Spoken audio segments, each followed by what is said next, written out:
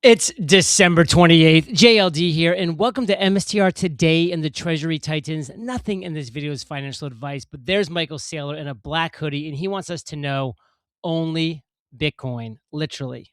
Only Bitcoin. And the next post is from Dan Hillary, who says, I guess you get a lot more views when you are bullish on MSTR. And this is when he posted just a couple days ago the bull case for MSTR. So, one, the dust has settled, and MSTR's 10-year returns from here forward will be remarkable.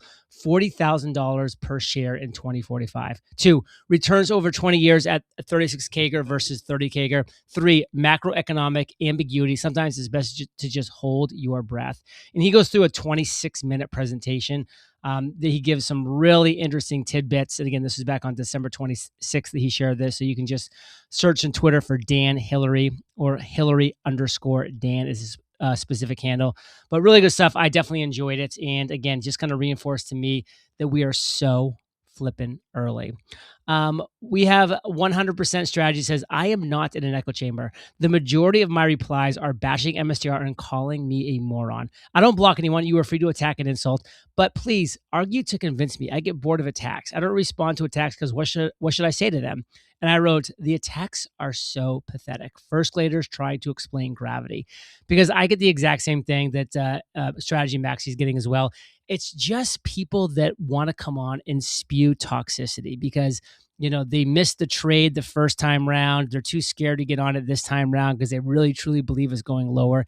They really think Saylor is a con man. They really think strategy is a Ponzi, or they're really just shorting it, and so they're spreading this fake FUD to pump their bags. I mean, it's just this toxic negativity of these individuals. They have no real arguments. They have no idea what the Treasury is all about. They have no idea what strategy is. They are absolutely clueless on everything. I mean, I literally had somebody post a screenshot from the 2001 where it said Saylor lost $6 billion. It's like, it's 2025. That is an amazing thing that happened 24 years ago, because think of the lessons learned by that human being, Michael Saylor, at that time. And he kept his company alive this entire time. He was the longest active CEO of any Fortune 500 company forever until he handed the reins over to Fong Li to just focus on Bitcoin and strategies, Bitcoin Treasury strategy. Just absolutely insane what's going on here. James Van Straten says, I'm hoping the end of the 10 a.m. New York Slam comes to an end this week. I think it was partly due to the October crash where entities had to sell after being margin called. And then James said, I think this is largely over. Now it's end of year tax loss harvesting. Most people are underwater if they bought Bitcoin or IBIT or, of course, MSTR. Investors sell assets at a loss to realize those losses and offset capital gains on taxable income, while at the start of the new year, institutions rebalance, deploy new capital as budgets reset, and realign portfolios. Eyes on January 2nd. So here we go. Let's go January 2nd. Time will tell. All right, Brian Brookshire says, Metaplan is one of the few Bitcoin treasury companies working on what I think Bitcoin treasuries should be working on right now: revenue generation. Capital markets are likely to be challenging into 2026, and I don't think Shell COS going dormant is the right play. Monetize the treasury. One more time, monetize the treasury. In the last 3 weeks, Strategy bought $962 million in week one. Week two, $980 million. Week three, $740 million. And week one was Bitcoin. Week two was Bitcoin. Week three was USD Reserve. Strategy will likely announce another 10,000 Bitcoin purchase at market open on Monday. So probably by the time you're watching this, we'll have had some kind of announcement from Michael Saylor. I'm, as always, super curious as to what that announcement's going to be. Okay, let's move on to the next post from Chris Millis, who says, minimize the amount of positions you have, maximize the amount of convictions you have. So one more time, minimize the amount of positions you have, maximize the amount of conviction you have. That's where I'm at right now. I have maximum conviction on Bitcoin. I have maximum conviction on Michael Saylor and strategy. I have maximum conviction on Dylan and Simon and MetaPlanets. And I'm just focusing there. That's where I'm building my one single chair right now. So let's see what's going on in the future, but time will tell. And Chris says there are two types of investors. One, investors that want to be right, And two, investors that want to make money. Investors that want to be right are driven by bias. Investors that want to make money are driven by truth. All right, and the next post from the Bitcoin Therapist is how to 10x your money. Buy something that, one, everyone in the world needs, two, nobody in the world can stop, and three, almost nobody understands. And let's have Michael Saylor kind of go through, explain this to us. Then I have another great clip from Michael Saylor. So sit back and enjoy your Sunday. The best idea, if you want to make 10x your money, is you buy something that everybody in the world needs, nobody in the world can stop, and almost nobody understands. Perfect. Okay, so in 2010, that was Amazon, or that was Apple, or that was Facebook or Google. These are all dominant digital networks that everybody in the world needed, that nobody could stop. But if you'd ask the typical mainstream investor, is this a good investment? They would all say, oh, it's very scary. It's overvalued. Amazon doesn't make money. Mobile phones used to cost $50. It's like Apple's going to sell an iPhone for $600. They said it's too expensive. The iPhone $600 is too expensive. Nokia will sell me one for $30. They said Apple is going to go to $30. And of course, what happened is Apple went to $1,500. Yes. And so the conventional wisdom was against these big tech companies. Bromides are simple conventional rules. And so you're taking shortcuts because of the limitations of one human brain. The AI doesn't have to take the shortcut. The AI can say, well, actually, I did read the 100,000 books, and I actually found an example.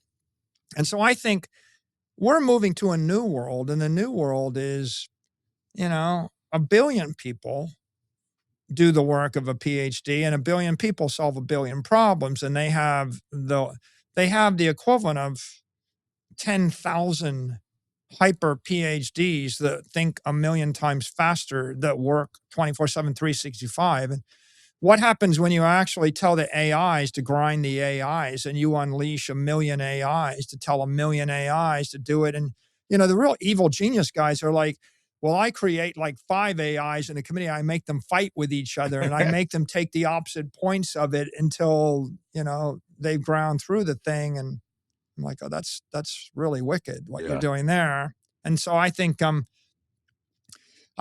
we're in a whole brave new world. And there's two types of thinkers, two types of systems, two types of corporations. There's the person that says, oh, digital assets and digital intelligence, I can do everything 1 million times better, 1 million times faster, 1 million times stronger, and the world's going to be 1 million times better. And then there's and I'm going to do it with intelligence, digital assets, and digital intelligence. And then there's the other side. They're like, we don't want the AI to give you the answer. We don't like the answer. Please don't use it. It might be a security leak. I've literally met people where they're like, my legal department won't let me use the AI to answer this question. Just like those teachers are like, we don't want the students using the AI. Are you kidding me? So they haven't figured out how to let them use it yet. We're bragging. Well, the kids used the AI, and the problem was the AI gave them an answer. So we had to train the AI to not give the kids the answer. It's like, oh yeah, well, the kid got a jackhammer and jackhammered through the mountain, but that was a problem because we really wanted them to bang away on a rubber mallet like we did. Like, there's literally people that are afraid the technology might work too well, and we just have to dumb it down, right? Make it woke, make it stupid. What if the 12-year-old actually got the answer? Well, we want them to like take the shovel and dig the hole, because that's how we used to dig holes, with shovels. It's like, well, the kid figured out how to hijack 1 million robots to like build a new city, and we live happily ever after. And then the kid cured cancer and 3,700 other diseases, but that's cheating because we really wanted them to like work slower. It's like, there are going to be governments that want to slow it down. It's like, you see it right now in authoritarian cultures. We don't want people to move money too fast. We don't. Right. We don't want someone to accomplish things on Saturday afternoon. When the Puritans showed up in Boston, if they caught you working on Sunday, they whipped you. Michael Saylor just made an $835 million bet buying the Bitcoin dip. Right now, Bitcoin's fallen almost 40% off its October high, and the big money is buying the dip.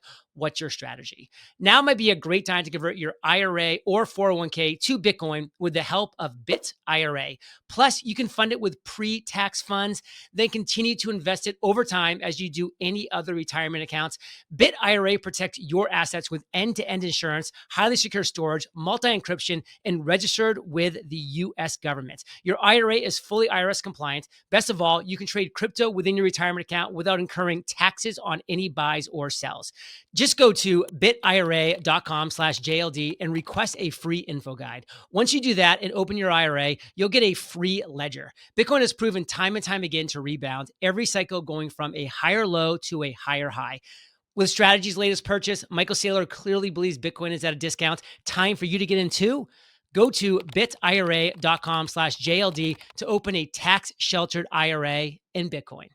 When you're ready to build your complete business identity, you want to do it fast and right. With Northwest Registered Agent, you can build your business identity in just 10 clicks in 10 minutes. When you want more, start your business with Northwest. Everything you need to launch and protect your business all in one place. Your business identity isn't just your logo or website, it's everything that represents you. From what customers see to what they don't, legal filings, state licenses, secure domains, and compliance tools. Northwest gives you more privacy, more tools, and more guidance so you can focus on growing your dream. For nearly 30 years, Northwest has helped entrepreneurs like us build confidently. You can form your business for just $39 plus state fees, backed by real corporate guides, people who know your state's laws and have your back every step of the way.